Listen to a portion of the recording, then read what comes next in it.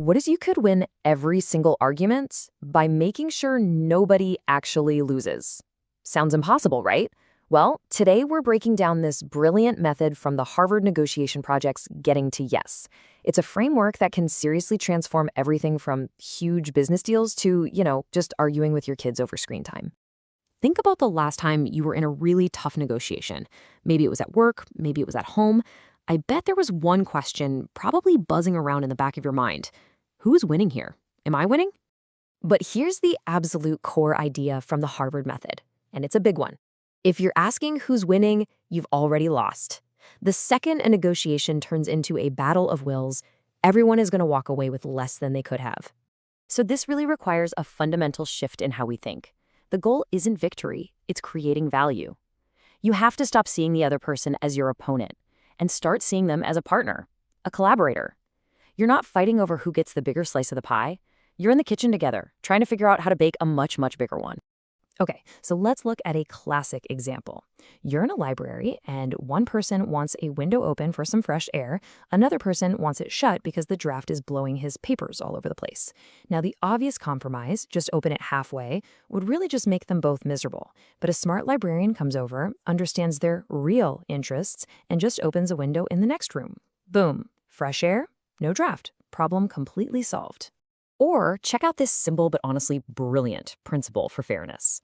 Two people need to split a cake. How do you guarantee it's a fair cut every single time? It's so easy. One person cuts the cake, and the other person gets to choose which piece they want first. This simple agreed-upon standard basically forces the person cutting to make the two pieces as equal as humanly possible. But my absolute favorite story that illustrates this whole concept is this one. Imagine two kids are fighting over a single orange. There's only one, and they both really, really want it. Now, the knee-jerk reaction, right, the easy solution that most of us would jump to is to just compromise. You grab a knife, you cut the orange right down the middle, and you give each kid half. It seems fair on the surface, but is it really the best solution you could have found? Well, this is what happens when you just dig a little bit deeper. If someone had just stopped and asked why each kid wanted the orange, they would have found out something incredible. Their interests weren't even in conflict. One wanted to eat the fruit inside, the other one only wanted the peel to bake a cake. They didn't actually want the same thing at all. So here's the mind-blowing part. By understanding their true interests, instead of just their stated positions, I want the orange, they could have totally avoided that pointless compromise. One kid could have gotten all of the fruit, and the other could have gotten all of the peel. Each one could have walked away with 100% of what they actually wanted, not just 50. Okay, so these stories all point to the same truth. The very best solutions are almost always hiding just beneath the surface. So, how do we find them every time? Well, the Harvard method gives us this really powerful 4-principle framework that turns this idea into a practical tool you can actually use.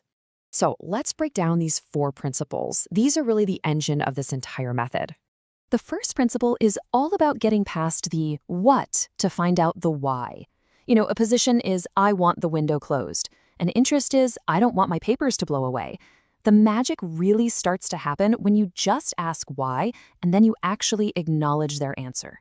It's about making them feel heard, which, trust me, is the fastest way to get them to start listening to you too.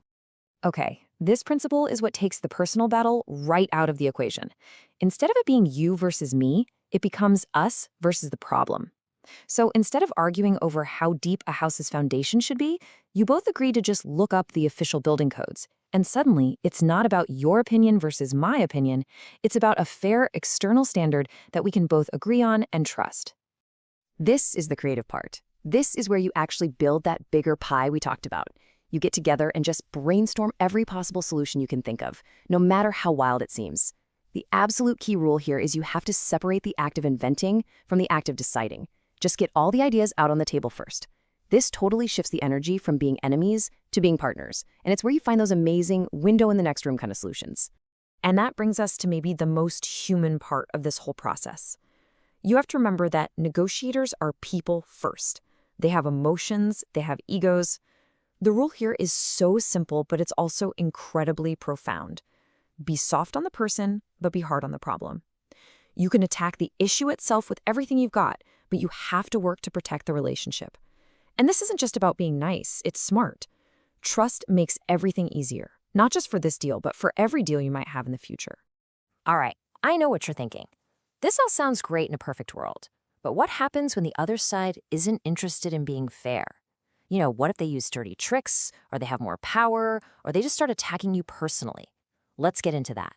So if you feel like they're using some kind of tactic on you like good cop, bad cop, don't get angry. The first step is just to recognize it for what it is. Then you calmly raise the issue. You could just say something like, it feels like you two are playing a little good cop, bad cop here. Can we just focus on the actual issue? Just naming the tactic is usually enough to shut it down and refocus the conversation back on the principles. And what if they attack you personally? The Harvard method has this really elegant response for that, and they call it negotiation jujitsu. So instead of pushing back when they attack, you sidestep their force and you redirect it back to the problem.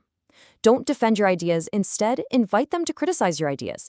It helps you learn more about their interests. Ask for their advice. That simple move can shift them from being your adversary into being a fellow problem solver. But what is your ultimate source of power in any negotiation? I'll tell you what it's not. It isn't aggression, and it isn't stubbornness. It's knowing exactly what you will do if you fail to reach an agreement. This is your BATNA. BATNA. It stands for your best alternative to a negotiated agreement. It's your plan B. It's your walkaway option. It's the safety net that gives you the confidence to negotiate for a good deal, not just any deal. The strength of your BATNA is the true measure of your negotiating power. Let's make this crystal clear. Imagine you're in a job interview. If you walk into that salary negotiation with no other job offers, your power is pretty low, right? You kind of need that deal to work out. But what if you walk into that same room with 2 other fantastic offers in your back pocket? The entire dynamic shifts. Your power is suddenly super high, not because you're being aggressive, but because you have excellent alternatives. You're not desperate. I want to end with a story that I think just perfectly captures this whole philosophy. Back in the 1960s, a man was in a London park, and he saw a father and son just joyfully tossing a Frisbee back and forth. After watching for a while, he walks up to them and he asks a really simple question. Who's winning? And the father just looked at him, totally confused by the question. See, the point of playing catch isn't for one person to win. The point is to have a good throw and a good catch so the game can just keep going. It's a cooperative thing. So the real question is, the next time you find yourself in a negotiation, are you going to focus on winning the battle, or are you going to focus on playing catch and co-creating the best possible solution?